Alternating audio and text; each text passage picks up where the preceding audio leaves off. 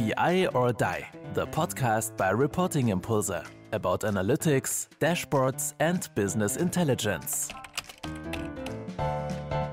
Hello everyone to another episode of our podcast BI or Die. My name is Kai, and if I think about our BI or Die formats, we're getting more diverse even. There are the streaming formats, there are the podcast formats, and even thematically, we are trying to getting a bit broader. We just launched our new thing, that's new banking. But we also have the controlling cast together with Jens Hopas. We have the BI or Die newscast. So there, and also here, this English speaking format. So the previous ones, they are all in German.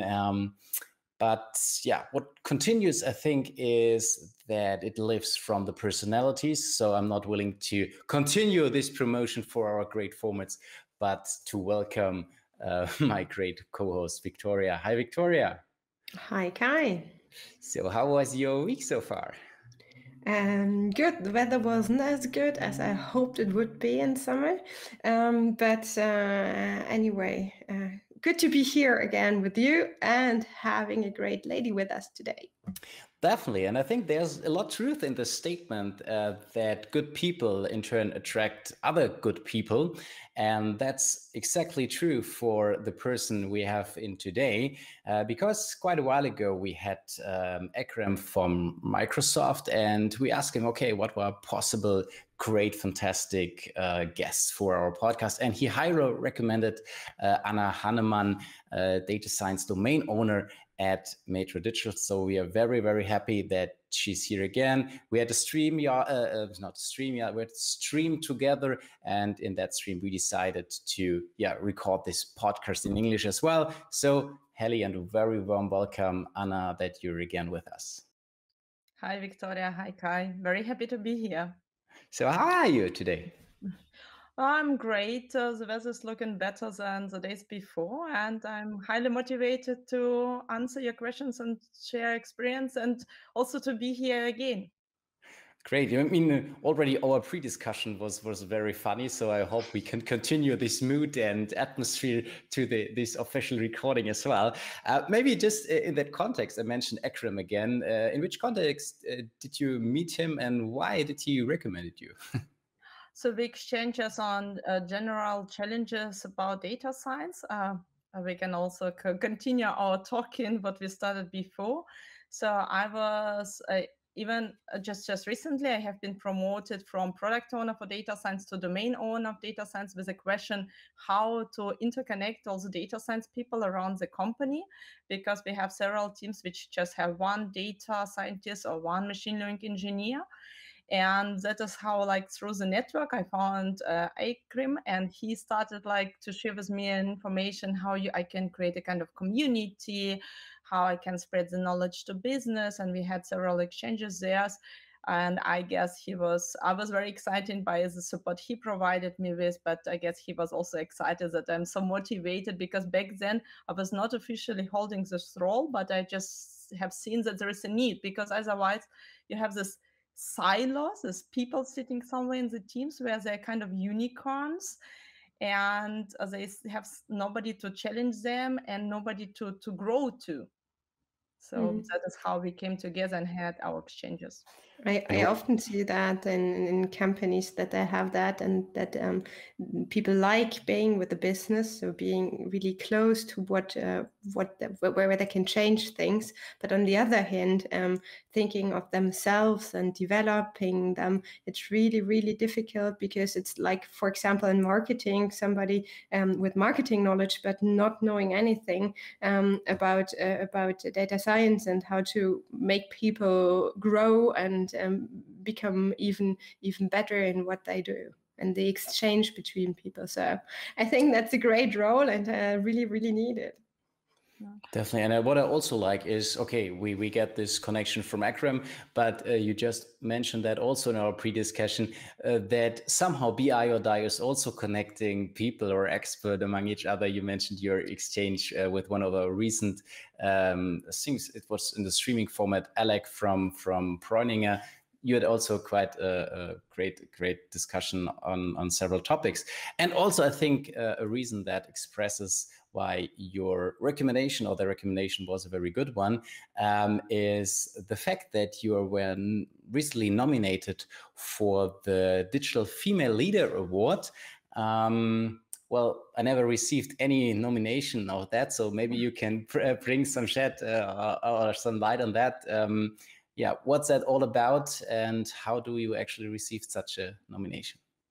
So it was like this award is organized by Global Digital Women Organization, and I guess there's, for example, if you look at juries, there are people from companies like Amazon, but there are also some like co-founders, and it's like the whole network is or Deloitte and so on, and the whole network is about like try to give the women's visibility, to push them, to make them visible, and really to highlight those who have achieved something. And I was nominated originally like by my former boss, and but she had to collect some feedback about me and like to submit all the information, and then there was like pre-selection process, which is then done by this digital global, what's correctly called, Global Digital Woman jury, and then they say, okay, you are qualified to be nominated. So I managed to be nominated from my company, and I also went through the first kind of through the first round of being okay to be there in the list of nominated people on on this award. But unfortunately, I didn't manage to be in the final round. But nevertheless, I guess it was already a good thing. So I'm very honored to be nominated. I'm also very honored to be so valued by my company, who had said, okay, look, we have a great woman we want to nominate. And yeah, and many thanks also goes to my former boss, Marina Sverdel, who pushed for it. I guess that is another woman who really I mean, she is a great leader anyway, but she also really dedicatedly put her powers into empowering women, and really on different level. It can be very junior people who just joined, or maybe like the bosses she reports to, but she just like really doing it and not talking about it. That's cool, and you definitely received my vote. I think you asked you that before, and you sent me over. Okay, here you can vote for me, and I actually did it. But yeah, maybe we should have recorded this podcast even earlier, so bringing more attention on you and your topics you're working on.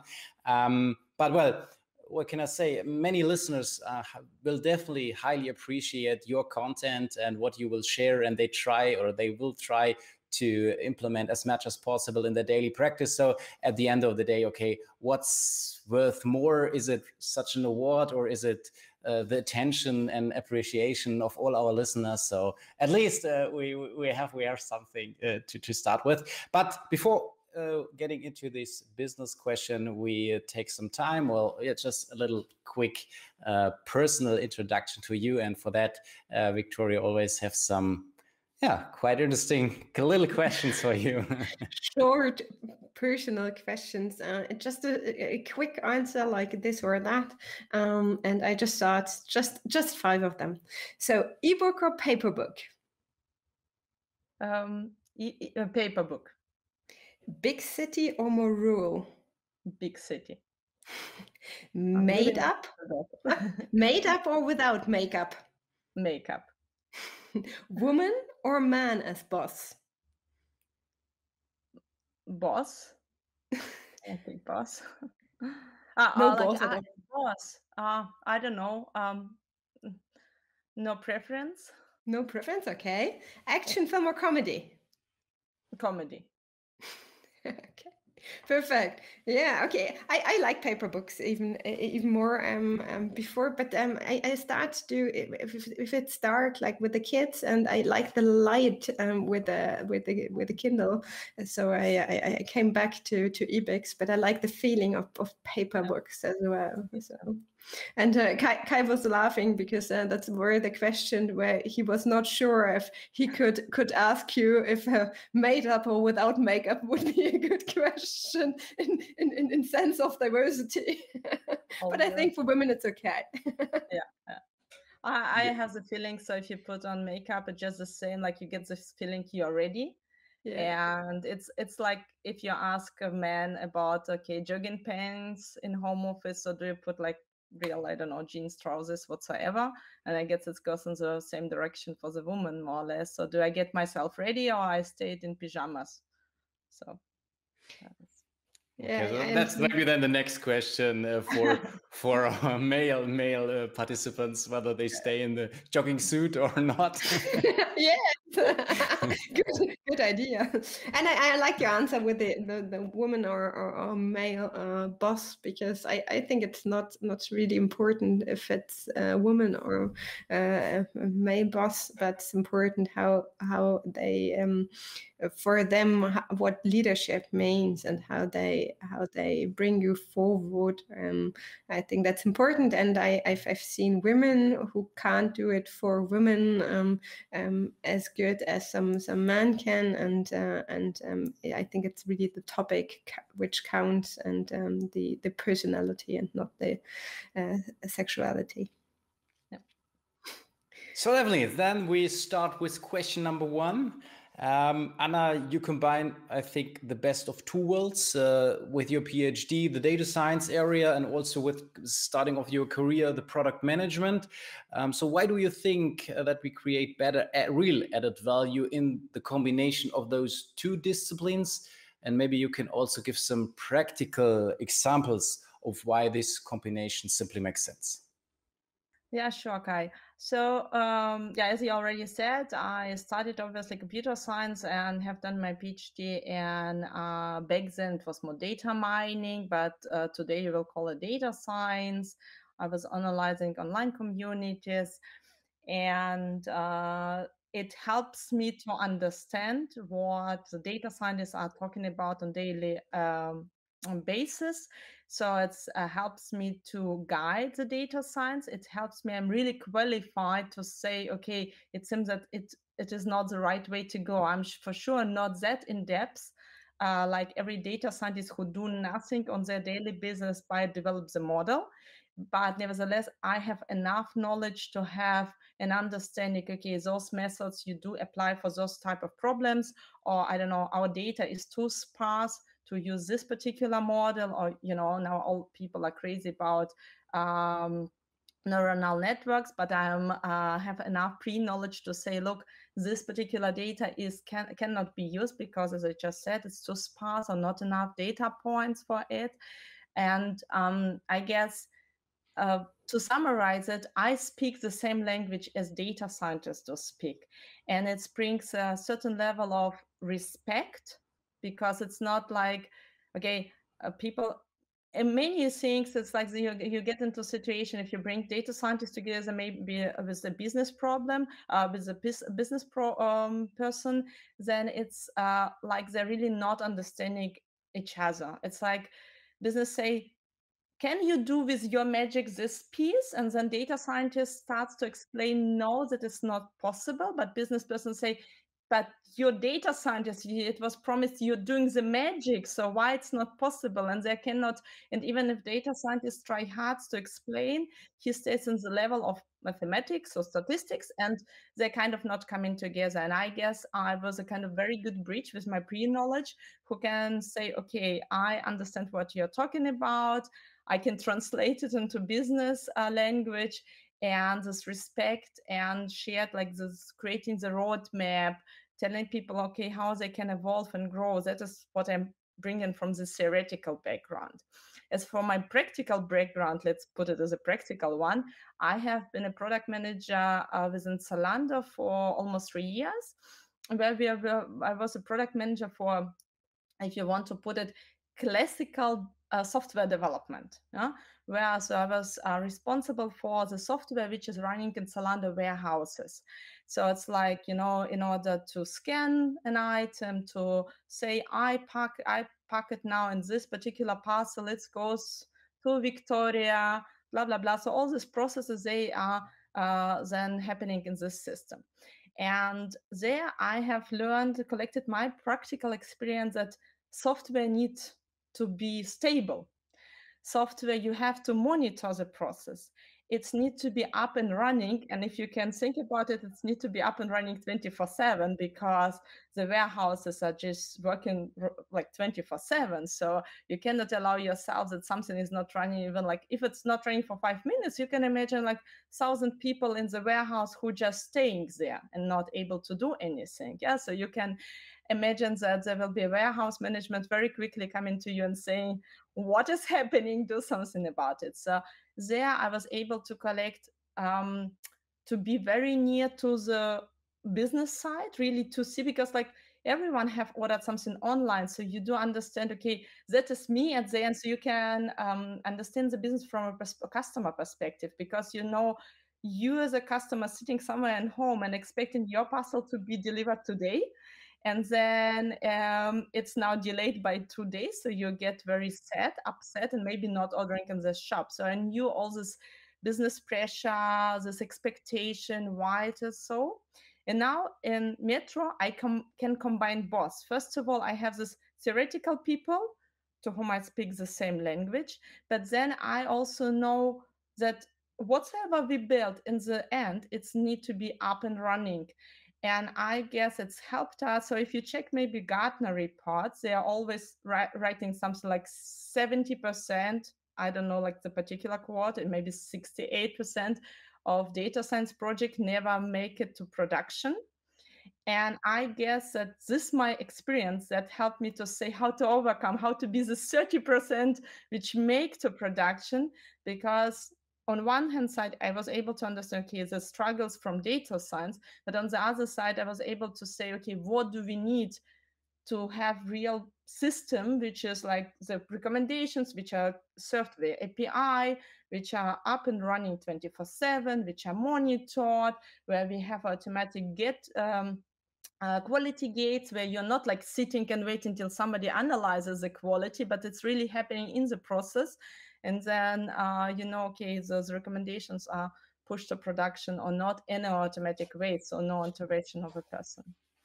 But now, I mean, this journey sounds very interesting. And also to say, okay, I started somehow in academia and then I moved forward, earned this experience. Now I can bring that together. Was it kind of strategically set it up from you, or was it more a coincidence where you now profit? Because what you now describe, I think it's just this gap so many companies have, and it's just great that you are able to close that. Was it kind of a coincidence, or was it really strategically driven by your personal career path? Yes and no. I mean, I have done PhD because I had an ambition for sure to do a PhD, but I was for sure also sure that I'm not going for a completely theoretical career path. So I had never an ambition like I want to have a PhD. Yes, please. And coming back to what we just talked about with Victoria before about woman empowerment and so on, I still do believe that if you are working somewhere in male areas, let's put them in that way, that it's better for you as a woman, like you get your respect easier if you're holding a PhD, because then people look at you and think, at least she managed a PhD, so maybe she knows what she's talking about. So that's what was for sure planned, but I never planned to go for professor or whatsoever, so to take the next step. And then when I was looking at the market, okay, what is there? I was open to do any computer science area because I studied original computer science. But when this opportunity came there, I was able to combine both the product management or product ownership experience plus my data science. I said, really, oh, wow, that's a perfect fit. Very, very cool. So maybe it's already heading in that direction. And there's always this sentence, I think, quite obvious or quite often quoted these days in data science, and that's, okay, playtime is over. So we definitely need to deliver something in data science environment. So what do you think are the organizational requirements for companies so that they really get it on the road? So first of all, I guess once I joined Metro, I will be honest with you, we were also kind of not in the wrong path, but maybe also me, I was thinking about it wrongly in the sense, let's hire data scientists. Yeah. So many people like really start with like, let's hire 50 data scientists. Yeah, so let's go crazy. But you really need to understand that. And data scientists are great people and you need those. But the question is, amount and who is putting these models at the end in the production.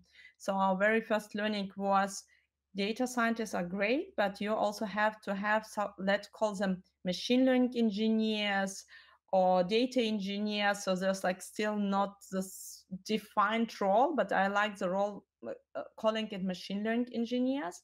For me, it's people who you still do need understanding of machine learning and statistics, because I can explain to you why. If you put something into production and you want to speed up your process, you can, for example, say, I do certain steps in batches. You have to understand if I'm allowed to cut this particular step in batches. So like, just think the example you always will hear in lecture would be, if you want to calculate average, you cannot do it in batches, because like if you take 5 numbers and take an average of 5 numbers, or you cut it in 2, 2, and 1, and then calculate the average and sum up, you won't come with the same average. So that is explanation. And this understanding of mathematics, which is happening in your dedicated machine learning method, it's needed by machine learning engineer, but maybe to a very high level extent. So just to understand, okay, that is roughly what's happening in this step, that is roughly what happened in this step, that is roughly what happened in this step. And then those machine learning engineers are the people for me who are creating the pipeline, so which allows you to automatically go through all the steps which are needed, train the model, do the scoring, serve the results. And also establishing the whole infrastructure around, like monitoring. Yeah, so we want to be notified if something goes wrong. We want that there's like, I don't know, if there's a timeout, there's a method which allows you the system to recover. So summarize it, one of the important findings I would love to share is that you need machine learning engineers next to your data scientists. And dependent on how far your project is, I would even claim you need 3 machine learning engineers for 1 data scientist. Yeah? I mean, if you're still in a POC, you can go with data scientists alone. But as far as you want to put it into production, you need to go for sure for having more machine learning engineers and data scientists. So that is one thing. The second thing, maybe because you said organizational one, I think that you have to interconnect people, because you can imagine that you cannot now start assuming you have, I don't know, 10 teams, and in 5 of it claim they have a need in data science. You cannot hire like, I don't know, 3 data scientists everywhere and 3 machine learning engineers. It just gets too expensive. You have to find a basis how to interconnect them, how to provide maybe kind of a shared infrastructural basis, so that you can enable those silos data scientists or machine learning engineers, which is just maybe in a number of 1 or 2 people sitting in a team, so they can kind of reach out to the shared infrastructure and build upon. Just a question, in your role model with the data scientist and the machine learning engineer, who's doing the discussion with the business and trying to develop the model? Is it the machine learning engineer? It's a product owner. Okay, so you have a third role in this process. So you have somebody talking. It's your job what you did before. So you're working. You are like, if I have like, I'm coming from the logistics department, and I'm saying I need data science. Then you would talk to the product owner. You would develop some kind of idea with the knowledge. So what is the background of the product owner, maybe? Yeah, so product owner is then this proxy who tries to translate from data science to business and from business back to data science. To be honest, I'm not hiding anything from my team. So I normally always, even like in my former role, which I was holding till like very recent, I always ask people from a team, okay, who wants there is this and this challenging topic, new topic coming from business, who wants to join for the discussion? But to be honest, normally before I do this joint appointment, I do a one appointment without data scientist or machine learning engineer involved, because sometimes I also see the situations that people think we can help, but we cannot. And in order to save the time of my data scientists, this very first verification, I do it normally without them. I can share with you what it's always about. First of all, you just ask people, how large is the problem you're trying to solve? For example, now Kai comes to me and say, look, Anna, there are some data, like, I don't know, the names of products, they're in a bad state, there are some errors. I learned data science can fix it. So I will first ask, hi, how many products are we talking about? And then you will say 100. And like, if you take now Metro, we are having like 80,000 different products. And I say 100, and then assume that, I mean, data science will not fix it to 100%. It will like maybe do some recommendation, but there's still somebody really need to go through it afterwards and check. So let's say that we will able to fix 80. Yeah? So I will say, Kai, nice try. Hire a student for 4 hours for you, put him there, give him a laptop, let him fix it manually. So that is how I like my first of the filters, how many. Then there's also a situation when people reach out and say, I have this idea, blah, blah, blah. And I say, oh, really makes sense. I see an impact. Do you have a data? And then, oh, no. Well, sometimes it's also even we have all these GDPR restrictions. We have a very big marketing event, but then I really have to check what was asked in terms and conditions when people like participated in event and provided us with their data, which was fine because there were terms and conditions. So they provided those data, but I really need to look into it. Am I allowed to use this data for this particular use case? And because we are unfortunately very often, we first collect the data and then we think what we want to use it for, then you come and like, I say, okay, I cannot, no? So normally it's not, if you have a customer, your customer have already signed for kind of, I'm okay with marketing, but if you do this kind of marketing event, which is open for everyone, then you really need to take care, because then those are not our customers, and we really need to look what the people signed within this particular event for. And there's some other points, but that is like what I checked directly in this very first appointment with when I, as a product owner, meet business side. So you had this role into. So you studied data. You studied computer science.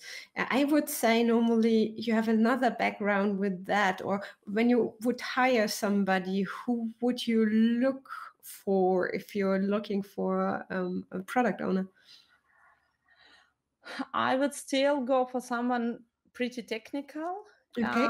In German we have this Wirtschaftsinformatik. I don't know how you will call it. What is the correct name? Management computer science, or management computer science? I'm not sure. In English. So I guess those people are very suitable because they then have studied both computer science and the kind of management. But I guess you just need, so I will still go for someone very technical who has a good soft skills. Let us put it that way. Perfect. Because you described it pretty good. It's a lot about communication, although we are in a very technical environment. But you say, okay, first I talk to business without all those technical guys really having an understanding. Okay, Kai, what is your problem? What are you really trying to achieve? Do you have data? And all those questions you mentioned. So there's a lot of personal skills necessary really to have a good communication and a good relationship to all those business guys. and then again having this chance to also discuss with the technical guys or within their language what is possible, what are the constraints of each of those or chances of all of these methodologies. So I think it's quite a tough recruitment process, I would say, to find those people in this. I think it's definitely it's a leadership position, saying, okay, I'm organizing the whole team. You said, okay, it's not we're only hiring data scientists and those unicorns that are the best ever, but it's teamwork. So you mentioned several positions in there, and there's also kind of someone who's responsible for them, and he's been able to, on the one hand side, being able to discuss them with the models and the opportunities, and also being able to translate that from business and in both directions. So that's a definitely highly communicative person necessary. And if we think about, I think, prejudice or something, I would say, okay, technical people always or often, don't have, or it's not typically to have those communication skills as well. I mean, of course, they can be learned and everything. That's nothing to care about, but you definitely need to develop in that. Yeah. That leads me to the third question. Sorry for interrupting, Anna. You built up 2 teams with 11 people, I read somewhere. And as Kai said, these are really specific knowledges you need, and I think really rare of what I know. So isn't it hard to find good candidates? And what are you looking for when you're selecting candidates, and how do you get them? Yeah, it's really difficult. I was recently reading again some famous reports, don't know from which consultancy company, but one of the big one, and they were saying they analyzed, I guess, job offerings on LinkedIn, and they were saying there's there are 3 job openings per 1 candidate. I guess they just went through all existing job openings in area data science, and then profiles where people claim they're data science or something like that. So you can imagine 3 openings per 1 candidate, even if it's very rough estimation, it's still making the whole situation very challenging. But I guess we have a really great environment, so we still manage to hire people and hire good people. Yeah, so but generally we are looking for people who started. If you are looking to data scientist profile, it would be people who studied machine learning. So there's today already you can study really data science as you get a data master in data science. Yeah, so that would be ideal. But it's also okay if you are coming from computer science with some specialization and focus maybe on data structures and again machine learning. You can in data science more theoretical people end up, so those who studied mathematics or statistics, those people are normally very, very good in mathematical background. They are less good, so you have to admit it, they're less good in writing efficient code. No? So they're perfect if you're in this more theoretical part, but once you're putting this stuff into production, they're normally not, their code will be not optimized. So whatsoever they have written, it's nice to have a trial, a POC, but then you have to have people who are, in my eyes, having a pure computer science background. There are people who studied physics, sometimes who are also very good programmers, and ideally people who have really bringing this experience of programming and releasing real software, so to say. Yeah, and for sure there's maybe the last point, an interesting area, ML ops. So that is someone who, so in the past we were having this DevOps, so people who were responsible for infrastructure. And machine learning systems, they need its own infrastructure. And then you can say, okay, people who has kind of knowledge of machine learning infrastructure, I see also a high need, but those normally coming from computer science areas, maybe DevOps who develop this themselves further, who just learn something about machine learning. So when I'm a young person, so fourth question here, and I think it's really, really interesting what Anna is saying there.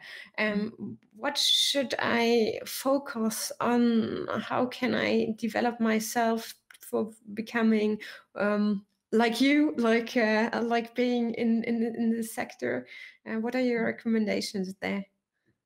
First of all, I really think that you can only do great stuff if you're loving what you are doing. So I guess if you just, I don't know, if you hate mathematics, but you think, Anna just said there are 3 openings for one candidate, I go and push myself to data scientist, do all the possible Coursera courses and so on.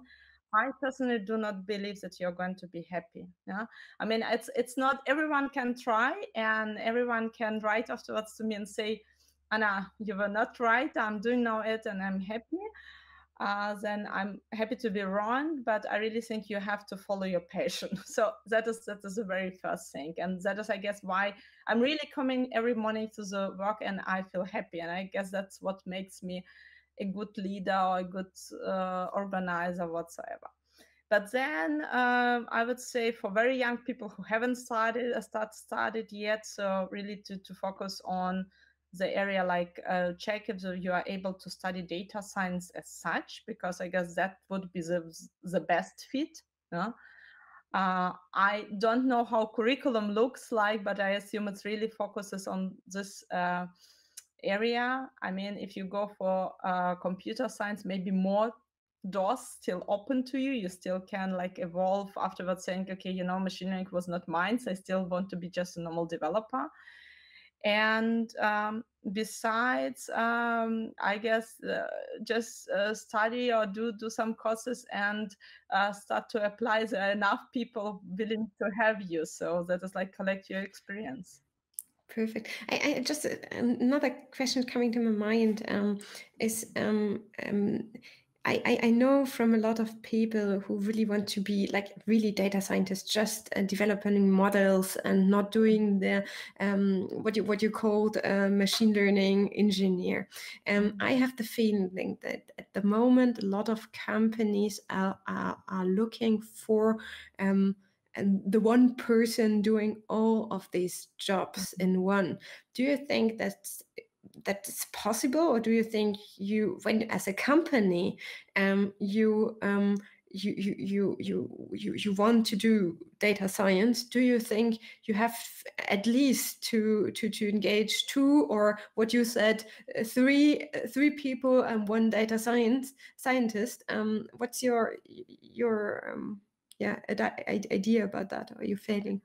Yeah, so you for sure. So if you ask me, you for sure will need a company. I mean, it depends on the size of a company and depends on the business problem. And I mean, there are companies today which completely built their business around recommendation engines, and for sure they have higher needs and data scientists and so on. If you ask me, I still believe you need this pure data scientist who really do understand the mathematics underneath the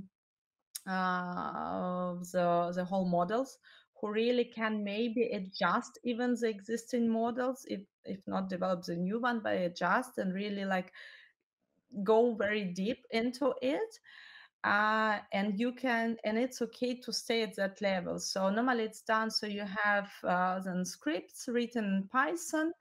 I don't know if you're familiar with, it's called Notebook. So it's a virtual, like you can imagine, it's like virtual piece of paper where you put all your steps, but it's really more looks like grab the data from here, put the data in this data structure, call this model training. So it's not optimized, it's you can try it out and so on. So there's for sure need for people who do the work on this level. So let's say they're very professional in mathematics and they're kind of somewhere middle level in coding in R or Python, and also very professional in SQL, I would say, in SQL.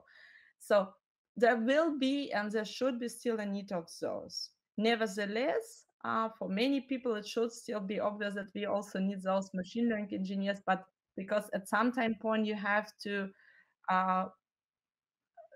depart from this level. It's just running on my machine here local to it's something I'm putting into production. Just one more question there. Do you think the mathematics you need as a data scientist you only gain when you do the studies of mathematics, or do you think like I just studied like you said maybe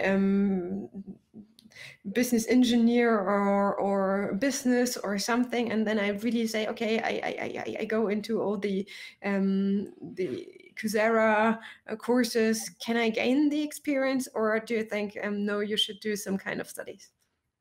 I guess it depends really on your personality. So I mean, we had the greatest person we have, like who was a kind of technical lead. He was an external one, so not an internal, but he started really business. So we had the situation. So for sure there are some people who, but to be honest, he still was very experienced in mathematics. So like you are able to understand it. Then maybe it's okay that you have not studied it. But what you have to keep in mind, I mean, it's for sure. I have seen enough people who were really very kind of talented in mathematics. Let's call it talented. You are talented, but you still can decide. I don't know. I studied then chemistry, yeah, where you maybe do not put focus on mathematics as such, but that the talent is still there. Then for sure, this kind of person can at some time point say, I just take some courses from Coursera and I just skill up myself. But if you're not talented, then in mathematics, if you were the pupil in a school who always hated mathematics, who had problem already like somewhere in high school to understand more complex things, then you should not try it, because without understanding mathematics, you won't be able, you will always like not getting the point, I guess. Yeah. Or it will be so difficult that it will be a kind of, again, so I don't believe it can be your passion then. I think that's a quite important point you mentioned here. It's not only about passion, but it's also kind of talent necessary. And if there's a combination of both, then it's really possible that you're heading in the right direction. And then, of course, it's the starting point. You need to start. You need to gain your experiences, but at the beginning, there's probably passion plus talent, and then you're gaining experience, and then you can develop your career. And then at some degree, maybe you have the chance, okay, you say, okay, looking in the business direction, also in the technical direction. So really closing this gap, because it's always easier to go in A or B. But if you're able to go both and then connecting those A and Bs together, then I think this is the critical point, really, to bringing it to the next level, and not only being, okay, it's great to do this and that, but of course for that, personality and all the things is necessary, and really the willingness to do that, because it's totally fine not to going in this gap position saying, okay, I'm the total expert in A or B. I mean, there's nothing to complain about, but I think the things which are really rarely is that's those connectors or those translation people in between being able to do this overall job. And I think that there's also a lot of need for that, because really getting the overall picture, leading in this specific field, I think that's also very, very important. So then coming to my last question, I know, and we talked before that a bit. Data scientists, women data scientists are often quite rare. What do you think? It's the reason for that, and do you think we can change that? So considering I studied computer science here already in Germany, I can say that it's like it begins already how few women apply already for technical studies in general. It's not, I mean, because when I was studying back then, there was all these discussions why we are having so few professors, female professors in computer science. And at some time point, somebody said, look, if you have only 10% of students being female, then it's okay if you have 10% of professors being a female. And then you have, I don't know, if there are only 10 positions, and it's just one professor. Yeah, that's okay. And you cannot create it artificially. So if we say the data scientists are coming from some areas like computer science, I don't know the current numbers, but during my studies, it was a whole time female part was 10%. So that is then what I would expect. Currently in one team, I have one girl, and in in Romanian teams, I have two female employees. So there are some, but they're not the more. Like, it's still, I can be honest that most of the people are male. But I guess it's really connected to the region. I have no idea how it looks in mathematics. Maybe there are more women, but mathematicians also not all decide to go to data science. Some of them goes to insurance. I guess it's a classic one, or to banking. And then I also don't know how many of those really will decide to go to this kind of data science. So generally, then the answer to your question will be to go back and see what we can do already at a school level to motivate women to study this. They called, I guess, MINT areas, which is, I guess, mathematics, informatics, and technique or whatsoever. And so we have to start there, not already at the university. It's kind of too late because you already pre-sorted people. And maybe just my personal sharing would be, I started to study in Ukraine. So I studied 2 years in Ukraine, and then I moved here to Germany, and then I studied in RWTH in Aachen. And I was very surprised because in the whole post-Soviet area, you will find in all these computer science areas half-half. So it's half of female, half of male. And I was so surprised to come not the case here. being almost the only woman in this around 300 of students. And it still happens till now today that I meet somewhere some professional colleague, and he says, I remember you were sitting in that lecture next to me. And I can tell you it's because there was like 2 women in the whole lecture hall. And there was, for me, it was bunch of male. So that's why they can remember myself easier. And but so, the point I was trying to make, it seems that we have to change something culturally and start really early in a school time. So what do you do right in Ukraine? I guess it's somehow connected to this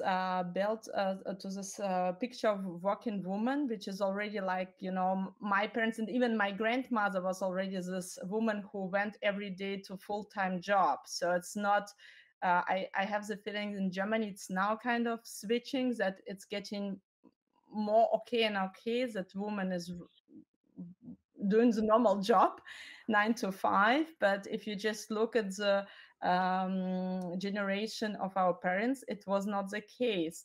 And I guess it's still not the case. I can just give you the number. My older son, in his primary school, knows this extra so you can stay as the school goes only till 12. So obviously, if you want to work full time, you have to put the child in this afternoon care. And they said that it's officially that they have to cover only 3/3 of children with this afternoon care. That means that the assumption of a country is still that only like 75% of parents or families have this both parents working, because I cannot imagine what work I can do, because school actually ends up not even at 12, it's 11:45. So it's only even not a half day, or I don't know what kind of you work on weekends. So, but countries still assume that there's 25% of families who were at least one parent, doesn't have to be mother, but one parent staying at home. No? Yeah. So still the whole situation reflected also in these numbers, and maybe just the next generation will automatically be more open to it, be more open to working women, to women then also motivated to do some challenges and going for more technical areas. So really interesting aspects. Definitely, and also to say, okay, it's a generational process, so it's not just being possible to solve that on a very short-term basis. Also think about what are other countries doing, how can we improve there concerning family education and everything. So it's a huge topic, definitely. But maybe we're getting there step by step. Maybe, of course, we're not the first ones here in Germany, as you described that from Ukraine was very impressive, 50-50 in those areas. But that's it. So again, but what I was also quite glad that Victoria was asking this question, because I once received a kind of a hard feedback from a consultant, and she said, okay, if there's something going in that direction, any question, I'm not in no case willing to answer that. But I think you find quite a good way to answer it. So again, we say, many thanks for being here, for giving us those great insights into that. Also, we had already this stream, which is German speaking. I think you even added other insights during that podcast. So I really appreciate the discussion with you. And for now, it's only to say goodbye. Thanks again. And it's a tradition in this podcast that at the end, our guests have the last words. So the stage is yours, and have a great day. Okay, yeah, thank you very much for having me here. I really enjoyed talking to Victoria and Kai. And my last words will be to all who listen to this podcast. Do listen all the productions which Kai together with his partners creates, because I think it's very insightful. So now I use the opportunity to make advertisement for you, Kai. I met the very interesting personalities to whom I even reached out on LinkedIn, got some feedback, and was able to exchange. So happy to be part of it, but also very happy to listen to it when I have time, and kind of just put my headphones and start listening to your recordings. Nicest last words ever. Thank you very much. Thank you. Thanks for listening to BI or Die, a podcast by Reporting Impulse. If you enjoy our content, please press the like button and subscribe to our podcast so you do not miss another episode. See you next time.